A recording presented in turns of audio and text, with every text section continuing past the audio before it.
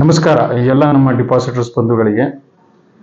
ಇವತ್ತು ಅಂದರೆ ಶನಿವಾರ 19ನೇ ಏಪ್ರಿಲ್ 2025ನೇ ಇಸ್ವಿನಲ್ಲಿ ನಾವು ಅಡ್ಮಿನಿಸ್ಟ್ರೇಟರನ್ನು ಭೇಟಿಯಾಗಿದ್ವಿ. ಅಡ್ಮಿನಿಸ್ಟ್ರೇಟರನ್ನು ಭೇಟಿಯಾಗಿ ಬಹಳ ಕೂಲಂಕುಷವಾಗಿ ನಮ್ಮ ಬ್ಯಾಂಕಿನ ಆಗು ಹೋಗುಗಳ ಬಗ್ಗೆ ಬಹಳ ಕೂಲಂಕುಷವಾಗಿ ಅವರೊಂದಿಗೆ ಚರ್ಚೆ ನಡೆಸಿದ್ವಿ. ಚರ್ಚೆ ಆಲ್ಮೋಸ್ಟ್ 1.5 ಗಂಟೆಯಷ್ಟು ದೀರ್ಘವಾದಂಥ ಚರ್ಚೆ ಆಯಿತು. ಅದರಲ್ಲಿ ಸಾಕಷ್ಟು ವಿಷಯಗಳ ಬಗ್ಗೆ ನಾವು ಅವರ ಬಗ್ಗೆ ಚರ್ಚೆ ಮಾಡಿದ್ವಿ.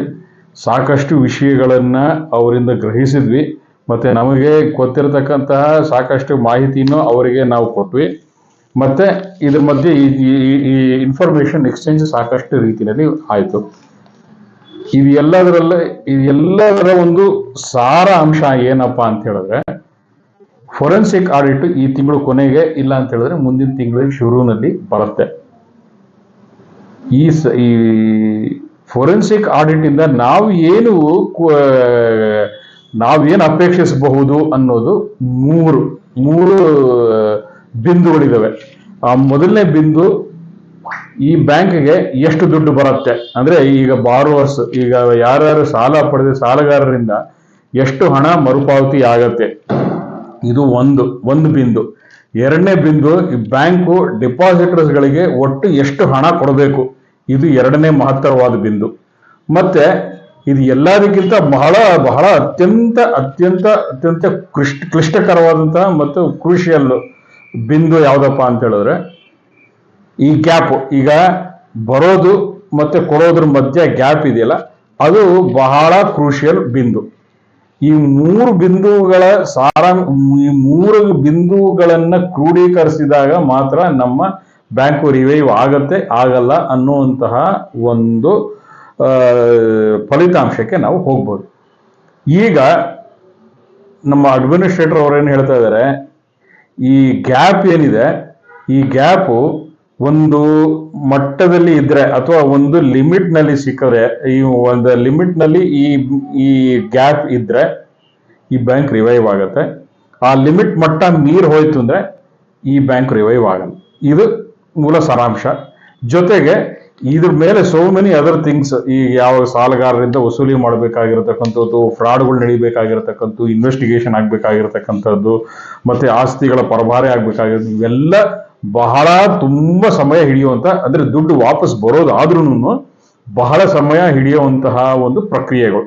So these are all long drawn processes. So this will take a lot of time for this bank to recover money from the borrowers.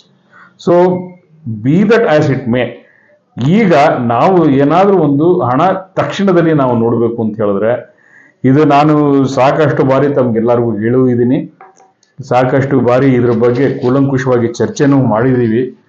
ಆದ್ರೆ ಯಾಕೋ ನಮ್ಮ ಡಿಪಾಸಿಟರ್ಸ್ಗಳಲ್ಲಿ ಅದೊಂದು ಎಂಥೂಸಿಯಾಸಮ್ ಕಾಣಿಸ್ತಾ ಇಲ್ಲ.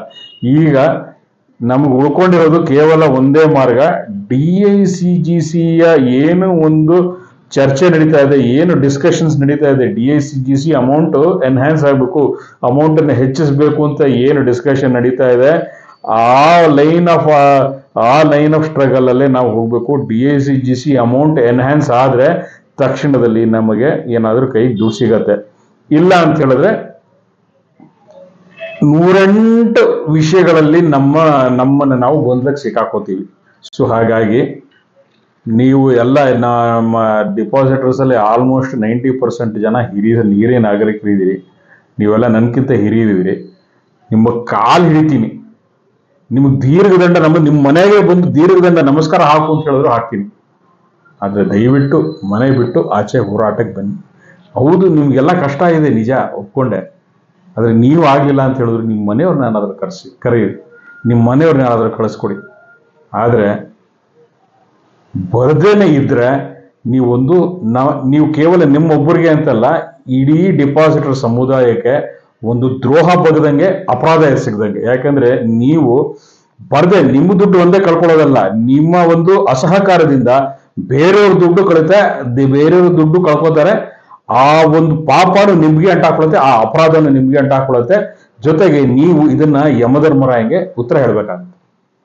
ಇದಕ್ಕಿಂತ ಹೆಚ್ಚಿಗೆ ನಾನು ಇನ್ನೇನು ಹೇಳೋಕ್ಕಾಗಲ್ಲ. ತಮಗೆಲ್ಲರಿಗೂ ಒಳ್ಳೇದಾಗ್ಲಿ, ನಮ್ಗೆಲ್ಲರಿಗೂ ಒಳ್ಳೇದಾಗ್ಲಿ, ನಮ್ಗೆಲ್ಲರ ಹಣ ವಾಪಸ್ ಬರೋದಿಕ್ಕೆ ತಮ್ಮೆಲ್ಲರ ಸಹಕಾರ ನಮಗೆ ಸಿಗತ್ತೆ ಅಂತ ಹೇಳಿ ತಮ್ಗೆಲ್ಲರಿಗೂ ಧನ್ಯವಾದ ಹೇಳ್ತೀನಿ. ನಮಸ್ಕಾರ.